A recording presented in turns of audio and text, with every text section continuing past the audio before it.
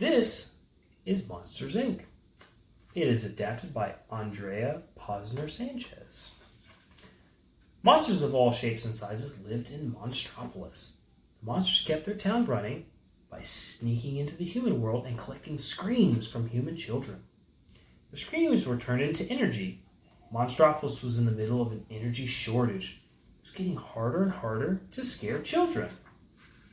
Sully and his best friend Mike worked at Monsters, Inc. Sully was a scarer, Mike was his assistant. Together they collected more screams than any other scare team. Randall also worked at Monsters, Inc. He could blend into the background, making himself partially disappear. Randall was the second best scarer at Monsters, Inc. He was always trying to sneak things in to gather more screams than Sully. One day, Randall, Sully, and the other scarers stood in front of the row of doors, ready to start work. Each door would lead them into a different child's bedroom in the human world. "May the best monster win," Sully said to Randall. "I plan to," Randall snarled back. Randall worked fast and scared lots of children behind lots of doors. But when Sully scared all the kids at a slumber party, he set a new scare record. Everyone congratulated him, except Randall. Uh-oh, a screamer named George returned from a child's room with a sock stuck to his fur. Within seconds, a special agent from the Child Detection Agency, known as the CDA, burst in and gave George a good cleaning. Monsters thought children and their things were toxic. After the workday ended, Sully noticed that a child's door was still on the floor. He peeked inside, but didn't see anyone. As Sully closed the door and started to walk, he heard a voice. "Kitty!" A little girl was holding onto his tail. She wasn't scared of him, but he was terrified of her. Sully panicked. He tried to get to the girl back in her room, but she wanted to play. Sully finally managed to hide her in a duffel bag just as Randall walked by. Phew! No one could know about the little girl. Human kids were not allowed in Monstropolis. Sully secretly didn't stay hidden for long. When he stopped at a restaurant to tell Mike what had happened, the little girl got out of the bag. All the monsters in the restaurant screamed. Luckily, Mike and Sully whisked the girl away before the CDA agents arrived. With no other place to go, Mike and Sully took the little girl back to their apartment. Mike put on all the protective gear he could find, but Sully was starting to think that maybe the little girl wasn't dangerous after all. And a very strange thing happened whenever she laughed. All the lights glowed brighter than ever.